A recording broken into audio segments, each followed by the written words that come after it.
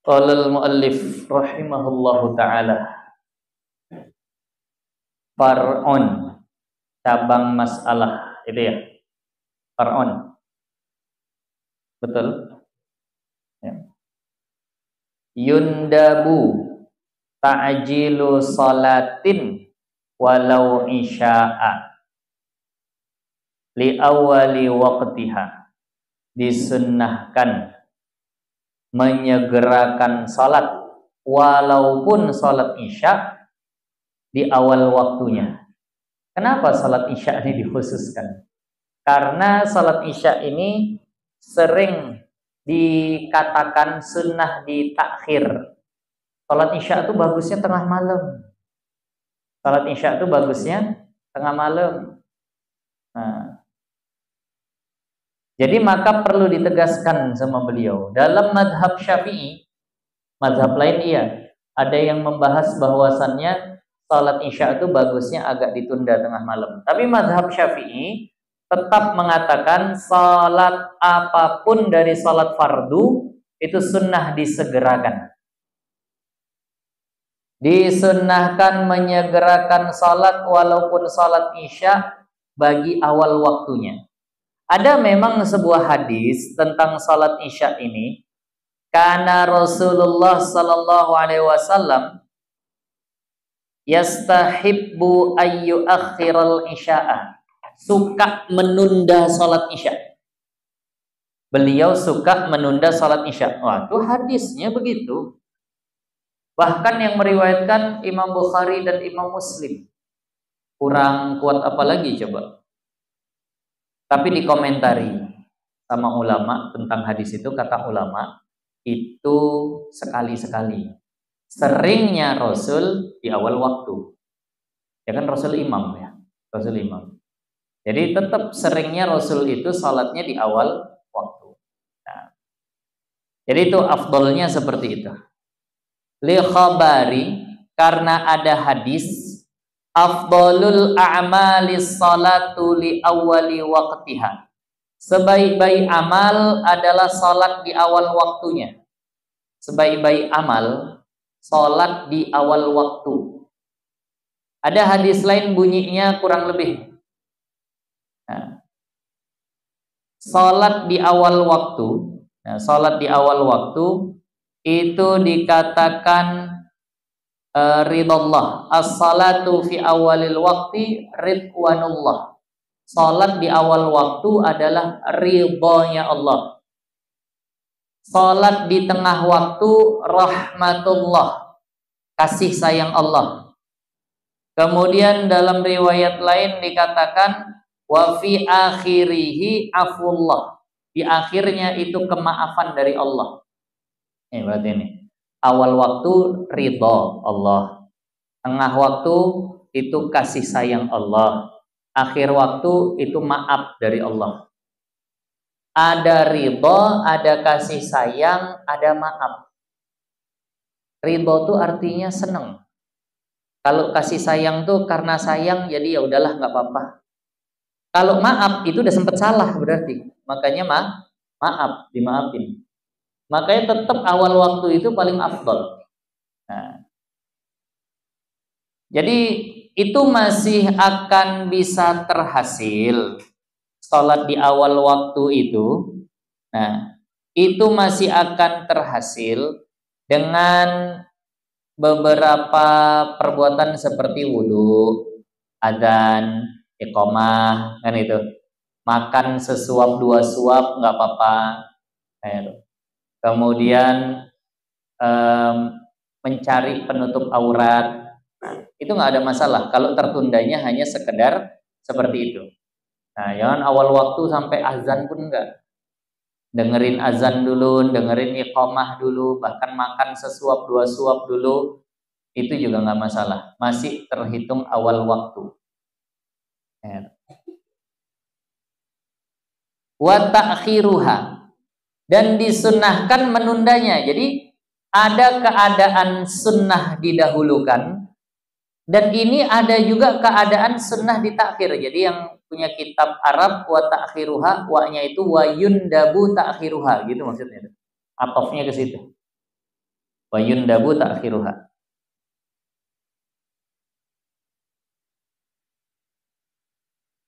Dan disunnahkan menundanya. Kapan kita disunnahkan menundanya? An awalihi, dari awal waktunya. Litayakuni jama'atin asna'ahu, karena yakin akan mendapatkan salat berjamaah di di akhirnya atau di tengah-tengahnya. Nih misal datang ke masjid, biasanya nih ya pengalaman saya. Kalau daerah saya nggak tahu di sini, mudah-mudahan enggak. Itu kalau hari raya Idul Fitri, masjid itu sepi. Masjid itu sepi, ataupun kalau datang agak lambat orang. Nah, sibuk makan kue, jalan sana sini. Ini gimana? Sama, rame, makin rame. Alhamdulillah. Di sana makin sepi. Sana makin sepi. Kalaupun ada yang rame, itu orang lain lah. Orang situ malah nggak ada. Orang situ keluar, orang luar ke situ.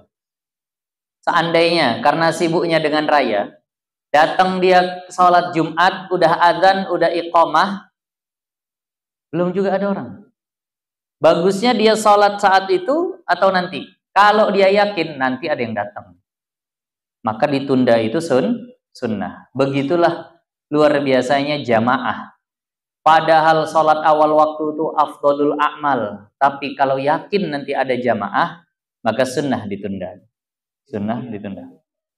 Yakin itu ya memang dia udah ngeliat lah ada orang yang siap-siap, ataupun nampak ada orang yang kayaknya berkuku-kuku, berjubah-jubah. Tadi ada lewat tuh, nanti kemarinya tuh yakin udah. Nah, jadi kalau yakin seperti itu, nah, ataupun di tengah jalan memang dibilangnya, mau mana? Azan dulu, udah. Oh iya ya, nanti kami nyusul. Nah, itu udah yakin tuh. Udah seperti itulah. Nah,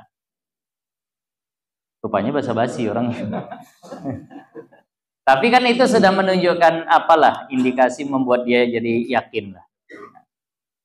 Jadi tadi ada beberapa keadaan memang yang kita disunahkan. Ini saya baca di Hasyiah I'anatul Talibinnya. Pertama tadi ya, kalau yakin bakalan ada jamaah maka sunnah ditunda. Nah, yang kedua nih yang kita alami juga, bagi orang yang yakin akan ada air atau akan ada penutup aurat di akhir waktu, enggak ada air nih, tayamum kan boleh, tapi ditelepon sama kakaknya atau sama saudaranya, ada air tempat kalian? Enggak ada. Tunggu bentar ya, aku bawa air nih. Nah, tayamum dia saat itu boleh, orang di tempat dia nggak ada air, yang bawa dari 50 sana, nah kan jauh betul, tapi dibilang, oh ini tadi dia bilangnya jam 1. Dari 50 kemarin berapa jam? 1 jam. Bisa lah nanti nih sampai jam 2:30 gitu. Sunnah tuh ditunda seperti itu. Kenapa? Karena yakin akan ada air. Nah, itu sunnah. Tapi kalau dia tayamum kemudian sholat boleh nggak? Boleh. Tapi sunnah bagi dia untuk menunda tadi. Walida imil hadas. Ini masih i'anatul talibin ya. Walida imil hadas idarajal inqita'. Dan bagi yang terus-menerus berhadas, salisul baul, salisul rih. Salisul baul itu terus netes air kencing. Salisul rih itu terus-menerus buang angin. Tapi dia tahu, dia yang punya badan dia tahu. Ini karena baru makan ya nih katanya. Bolak-balik bergerak keluar angin, bergerak keluar angin. Nanti kayaknya 1 jam lagi hilang ini. Nah, kalau begitu sunnah bagi dia untuk nunda. Atau memang kata dokternya, misal kata dokternya, nih udah makan obat dari suntik, baiknya nanti itu. Tapi mungkin nanti reaksinya 3 atau sampai 4 jam baru baik. Sementara 4 jam itu 5:30 nanti. Berarti yang sholat asar bakalan di akhir tuh. Sunnah. Kalau dia mengharap akan hilang keadaan darurahnya, daimul hadasnya, untuk ditunda nanti. Nah,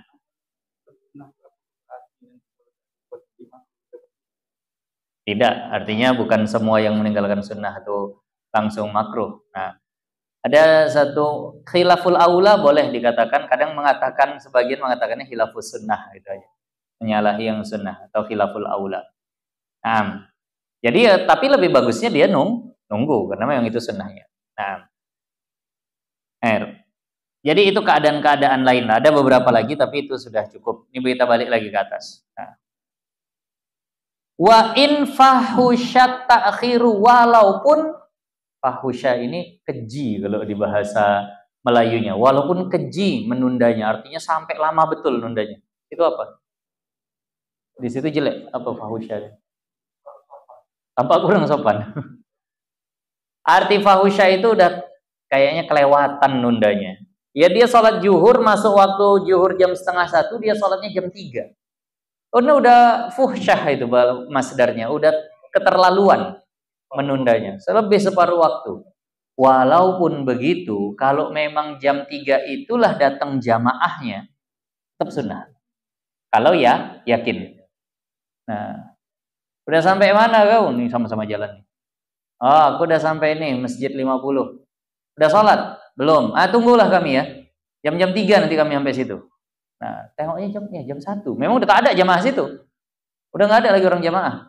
Tunggu ya, kami jam 3 sampai situ. Kan kelamaan tuh nunggu sampai jam 3. Tapi memang orangnya bilang gitu. Jam 3 nanti kami situ. Jangan kau sholat dulu, biar berjamaah kita. Maka walaupun fuhsyah, walaupun udah keterlaluan nunggunya itu, tetap sunnah tuh. Nah, kalau seandainya seperti itu.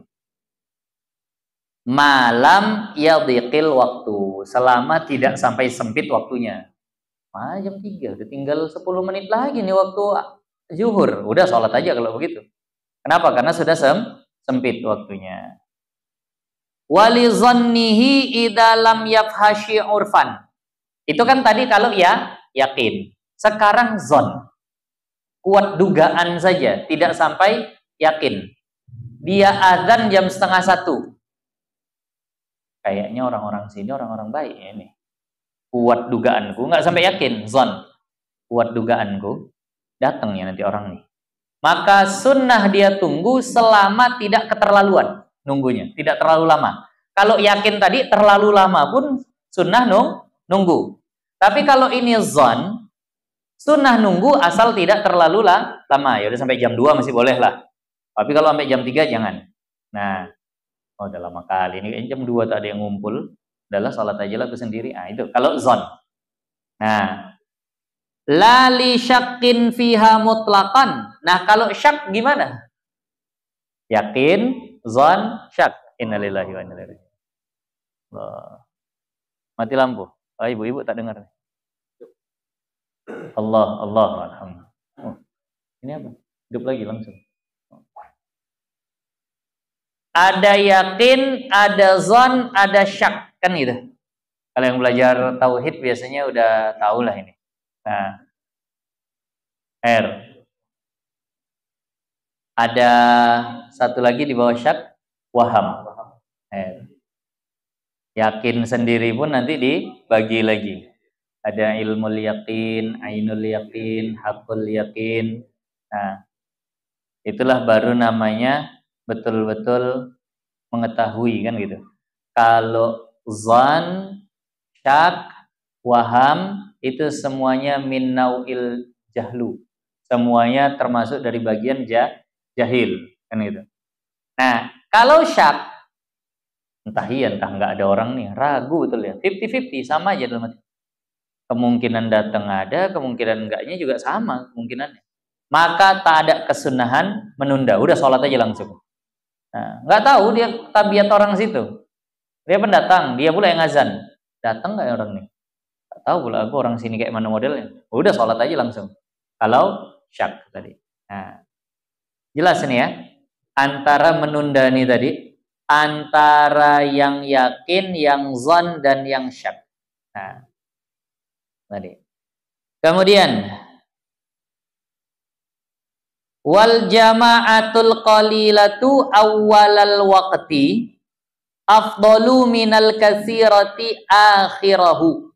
Nah, dan berjamaah dengan orang yang sedikit di awal waktu itu lebih afdal daripada yang banyak tapi di akhir waktu.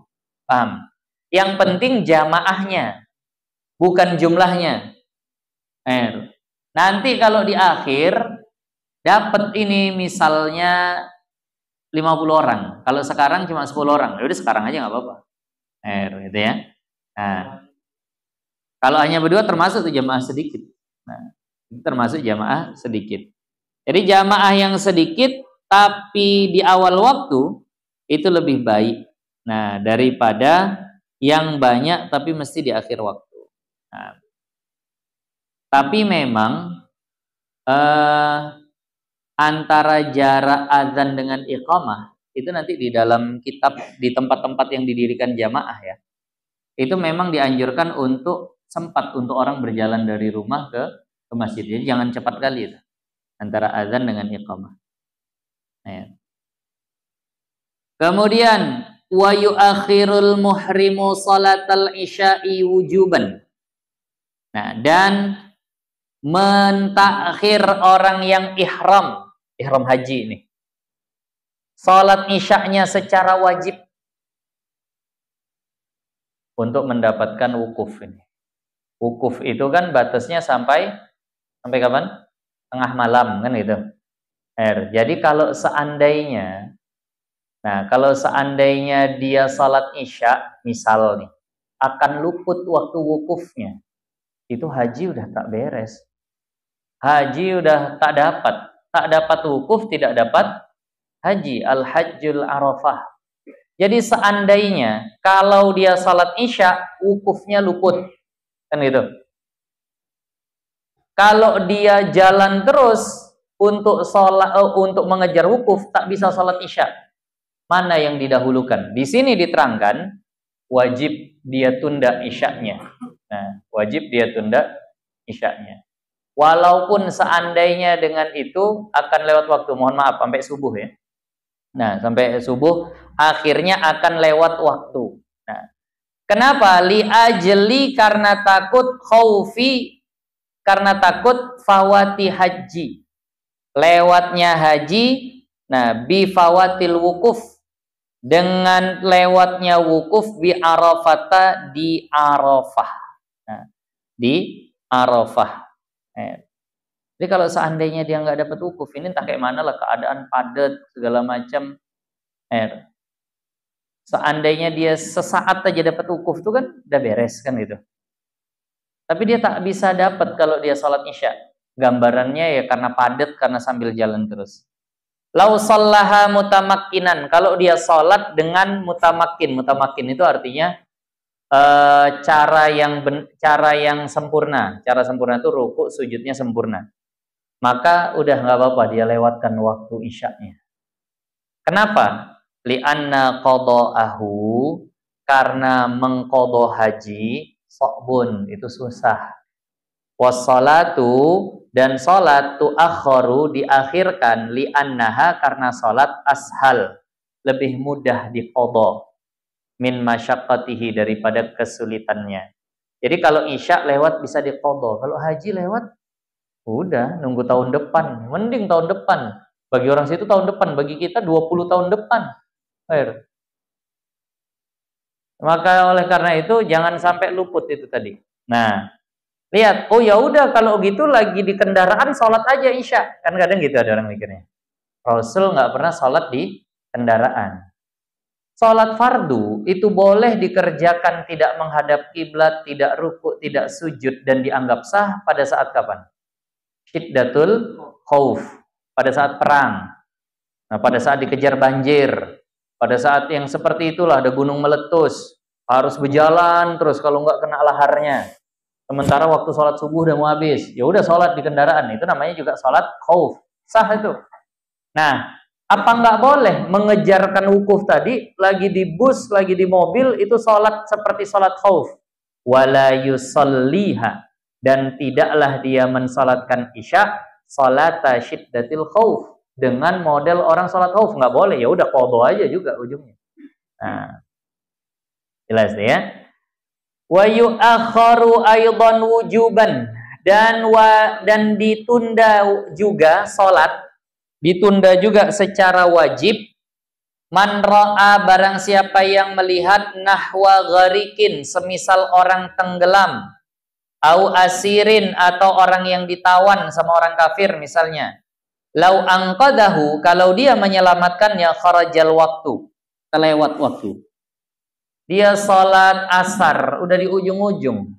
Nah, jam 6 lewat 30 misalnya. Udah tinggal 5 atau 10 menit lagi masuk waktu isya, masuk waktu maghrib. Dia belum sholat asar. Adalah sholat. Tiba lagi sholat, Sungai Padang ada orang minta tolong. Itu dari masjid itu dengar ke sungai kalau ada teriak-teriak, dengar lah mungkin. Masjid sungai. Putur yuk tolong, tengok rupanya ada anak kecil. Proses nolongnya dihitung-hitung dia, wah nolong dia mau lah tak sholat aku ini masuk maghrib, sholat laku dulu. Ya meninggal orang. Maka saat itu wajib dia tunda. Udah lewat pun nanti asarnya itu wajib. Selamatin dulu anak tuh. Mungkin proses nolongnya makan waktu sampai maghrib, sementara dia baru belum sholat asar. Nah, maka yang seperti itu wajib ditunda demi menyelamatkan orang. Ataupun hal-hal lain lah. Nah, jelas ya. Nah, wajib. Enggak, langsung aja. Nah, langsung aja. Tinggalkan sholat tadi. Kalau seandainya tengah sholat wajib dibatalin, kalau belum sholat wajib ditunda sholatnya. Kalau untuk nyelamatin orang. Orang bahkan kalau sholat Jumat itu tetap ukuran yang cukup lah untuk nolong. Misal pas saja jamaah situ 40 orang. Ada orang rumahnya terbakar. Nah, mana tuh? Ya udah, bubar dulu nanti kumpul lagi sholat Jumat lagi. Tadi. Kalau seandainya memang prosesnya sampai membuat lewat waktu asar, nah, ya udahlah itu wajib. Kenapa? Karena menyelamatkan orang daripada terbakar di dalam situ. Nah, tadi itu. Far'on. Lewatan ya. Ya benar, far'on. Satu cabangan masalah. Yukrahu dimakruhkan an-naumu tidur ba'da dukhuli waktu salah, setelah masuk waktu salat. Udah masuk isya tidur dulu. Udah masuk zuhur tidur pula nih. Makruh. Wa qabla fi'liha, dan sebelum melakukan waktunya. Kalau udah silahkan. Masuk azan zuhur, sholat zuhur tidur, nggak ada masalah. Azan zuhur belum sholat tidur, nah, itu jadi masalah, makruh itu. Itu makruhnya gimana?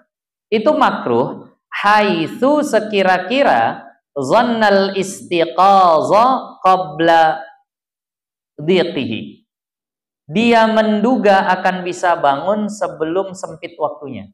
Dia udah biasa tidur jam 12:30, nanti terbangun jam 2. Udah biasa tuh begitu. Atau dia pakai alarm, nanti akan terbangun jam 2. Kuat dugaannya, terbangun ya aku jam 2 nih. Orang udah pesan nama mama, udah pakai alarm, memang udah kebiasaannya pun lagi. Itu yang begitu makruh. Nah, yang seperti itu makruh. Li'adatin, karena sudah terbiasa, au li'iqazi ghairihi lahu, atau akan dibangunkan orang lain nanti dia. Itu yang membuat dia bisa kuat dugaan bangunnya jam 2. Karena memang sudah adat atau ada yang akan bangunkan. Makruh itu yang begitu. Wa illa, jika tidak, kalau seandainya tidak ada kuat dugaan, ini aku tidur jam 12:30 nih, mau lah terbangun jam 4 nanti. Nggak ada kebiasaan dan nggak ada kuat dugaannya. Nah, kalau begitu, haruman naum, maka haram tidur.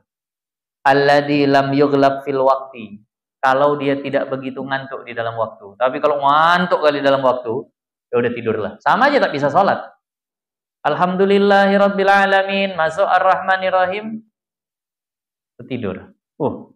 Ngulang lagi misalnya. Itu aja kerjanya. Tak selesai baca. Orang ngantuk betul. Maka kalau seandainya gitu tidur dulu. Walaupun mungkin tak yakin ada bisa bangun di dalam waktu, tapi kalau udah ngantuk betul udah tidur. Kenapa? Sia-sia. Sujud tak bangun-bangun. Tidur. Memang udah ngantuk betul. Ini antara kita pernah ada yang alami.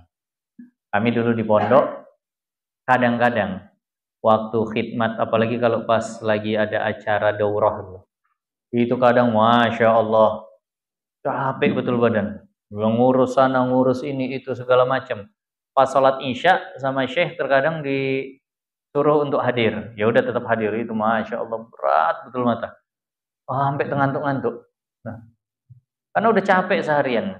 Nah, jadi kalau seandainya seperti itu, ya tetaplah walaupun nggak yakin tidur aja. Nggak selesai sholatnya nanti. Sholatnya nanti tidak selesai. Sama aja. Nah,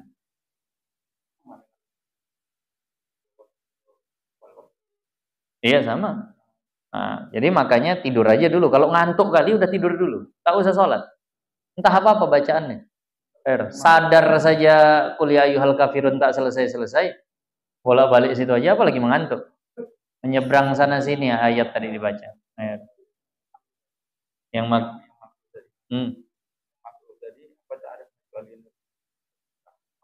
ada dua waktu kan, awal sama yang tengah malam. Terus dia makruh juga. Iya makruh karena bahasanya kalau udah masuk waktu isya tidur. Karena mazhab Syafi'i nggak ada bagi dua. Mazhab Syafi'i tetap di awal waktu. Makanya tadi kan dibuat di awal. Walau isya, walaupun isya, tak ada cerita di akhir. Mazhab Syafi'i itu. Nah. Itu udah hitung ujur. Kenapa nggak bisa sholat juga?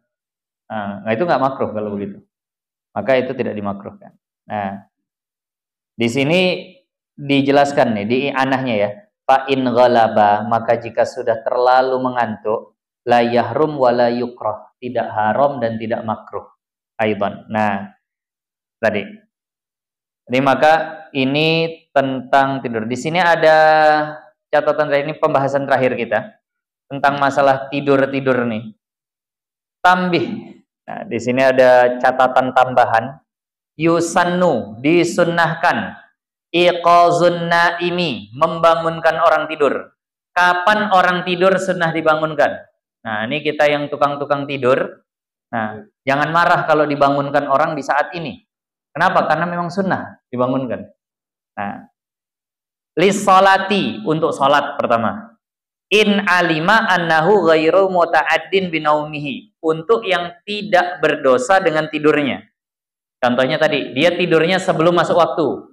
Berarti kan kalau lewat waktu pun dia nggak berdosa. Kan gitu. Orang tidur jam 11, terbangun jam setengah 5, lewat zuhur, berdosa nggak dia? Nggak berdosa, orang tidurnya belum masuk waktu. Tapi bagi kita yang tahu, sunnah untuk membangunkan. Nah, jadi kalau dibangunkan untuk sholat fardu, itu jangan marah. Kenapa? Karena memang orangnya sedang mengamalkan sunnah. Fa'in alima ta'addihi binaumihi kan alima annahu nama fil waqti ma'a ilmihi annahu la yastaiqiz fil waqti wajaba. Tapi kalau orangnya tidurnya sudah masuk waktu, jam 1 dia tidur zuhur. Padahal tadi nggak ngantuk-ngantuk kali. Tapi dia bilang, agak capek aku tidur dulu jam 1 nih. Kok belum sholat? Adalah tidur aja. Apa hukum bangunkannya di dalam waktu?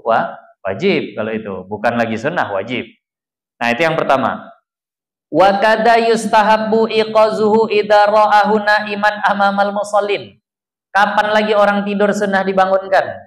Ini i'anahnya nih ya. Ketika ngelihat ada orang tidur di depan orang salat. Ada orang salat, depannya ada orang tidur. Itu sunnah, yang tidur dibangunin. Nah, sekira-kira bagaimana haisu qaruba minhum, kalau dekat sama yang salat. Ya ukurannya kayaknya dia kurang adab lah. Masa ada orang sholat tidur depannya. Nah, itu sunnah dibangunkan. Itu yang kedua. Au fi shafil awal, begitu juga sunnah dibangunkan orang yang tidur di masjid di saf pertama.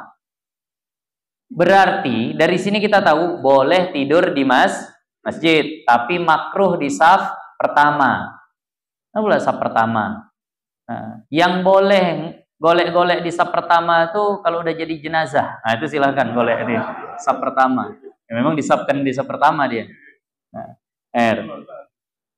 jadi maka kalau ada orang tidur di situ sunnah dibangunkan. Au mihrabil masjid, atau malah di tempat imam sekalian dia tidur. Nah, itu sunnah dibangunkan. Nah, jangan di situ.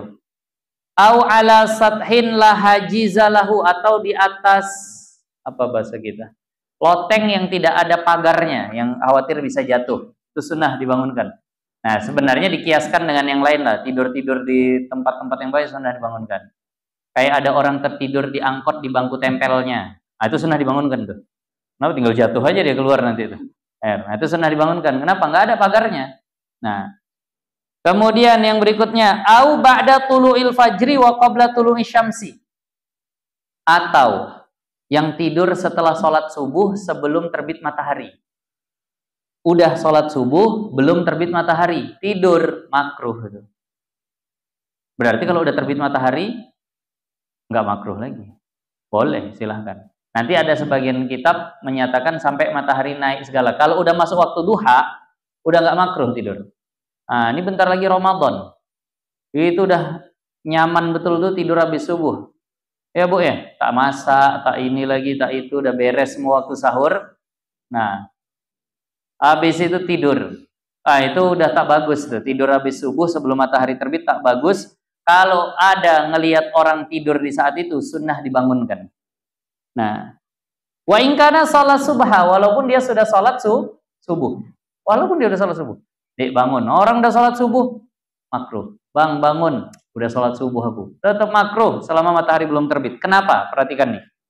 Li'annal arda tasihu ay tarfa'u sautahu ilallah min naumati alim hina idin, karena bumi menjerit kalau ada orang tidur di saat itu. Nggak seneng betul bumi kalau ada orang tidur setelah sholat subuh sebelum matahari terbit. Nah, tadi menjerit bumi, menjerit, saking tak sukanya. Kayak emak kita kalau kita bikin salah itu menjerit. Nah, yang jerit kepada Allah. Au ba'da salatil asri, juga sunnah dibangunkan orang yang tidur setelah salat asar. Itu sunnah dibangunkan. Nah, sampai sebelum matahari terbenam. Ya kecuali yang udah golabah tadi, yang udah sangat ngantuk. Nah, ini yang agak payah nih. Au khalian fi baiti wahdah, atau yang tidur sendirian di rumah. Itu sunnah dibangunkan. Nah, jadi sendirian di rumah tidur itu ternyata kurang bagus. Kalau ada apa-apa bahaya dia nanti kan gitu. Nah, gempa, kebakaran segala macam. Tapi ini agak sulit juga yang tiap hari sendirian di rumah, masa nggak tidur dia? Artinya yang sendirian cepat cari kawan tidur, gitu. Fa innahu makruhun. Maka sesungguhnya itu makruh, nah, itu tadi. Nah, lalu kapan lagi disunahkan? Ini kita adab-adab tidur lah nih. Auna matil mar'atu mustalqiyatan, atau ketika ada perempuan tidur telentang. Kurang bagus. Menghadap ke atas. Wa wajhuha ila sama, wajahnya ke atas. Kalau mau badannya telentang, paling enggak kepalanya dimerengin ke kanan atau ke kiri. Jangan wajahnya ngelihat ke langit, itu sunnah dibangunkan. Nah, tengok nanti perempuan istri di rumah. Dedek, ubah posisi tidur, jangan begitu. Nah, bagusnya tidur bagaimana? Miring. Nah, au nama rajulun aw imra'atun, nah, muttaji'an mumbatihan ala wajhihi, atau telungkup mukanya ke bawah. Ah, itu enggak bagus. Fa innaha daj'atu yubghiduha Allah taala, karena itu adalah cara tidur yang Allah tak suka. Telungkup, jangan tidur telungkup. Enggak bagus. Apalagi wajah ke bawah, sesak nafas, tertutup. Jadi maka jangan tidur telungkup, perempuan jangan tidur telentang. Jadi perempuan nggak boleh telungkup, nggak boleh telentang, bagusnya miring. Kenapa? Karena lebih menutup ya, lebih menutup. Kalau seandainya miring pun itu lebih menutup. Nah, kalau laki-laki telentang masih tak apa-apa. Baginda Nabi diriwayatkan pernah tidur telentang. Kakinya dinaikkan di atas satu kaki yang lain. Nah, kaki kanan di atas, kaki kiri di bawah. Kemudian wa yusannu iqazu ghairihi li salatil lail walit tasahur, dan disunahkan membangunkan orang dari tidur untuk salat malam tahajud dan untuk sahur. Sunnah. Nah, itu memang udah afdal tuh. Di sini masih ada yang keliling-keliling sahur. Sunnah. Udah tak ada lagi. Ada sebagian. Nah, udah pakai masjid sekarang ya. Sahur dari masjid ya. Ini masjid masih musola ini ada sahur sini. Ada. Itu sunnah tuh memang. Nah, untuk sahur. Gitu juga yang mau tahajud dibangunkan. Kemudian, ini juga yang perlu diperhatikan. Sunnah dibangunkan juga siapa? Man nama wa fi yadihi ghamrun. Yang tidur di saat tangannya masih bau daging. Habis makan, ikan, bau amis, bau daging, tidur. Itu makruh. Nah, itu makruh. Kenapa? Di sini terakhir nih. Wal hikmatu fi talabi iqazihi. Kenapa orang yang tangannya masih bau amis tidur itu sunnah dibangunkan? Anna syaiton ya'ti lil ghamri. Karena setan datang menjilatinya. Nah, setan datang kalau tangan kita masih amis, habis makan, tak dibasuh, tak dicuci, terus tidur, itu akan didatangi setan. Nah, itu tadi. Kalau tak tidur, tak jilatnya. Ini pas tidur aja dia memang. Nah, karena memang ada hadis Nabi begitu. Man nama wa fiyadihi ghamrun fa asabahu wadahun fala yalumanna ila nafsah. Barang siapa yang tidur di saat tangannya masih bau amis, maka jangan salahkan ketika badannya kena baros. Nah, jangan salahkan orang lain ketika badannya kena baros. Baros itu penyakit sopa. Nah, itu insya Allah akan datang nanti part on tentang waktu-waktu yang diharamkan salat.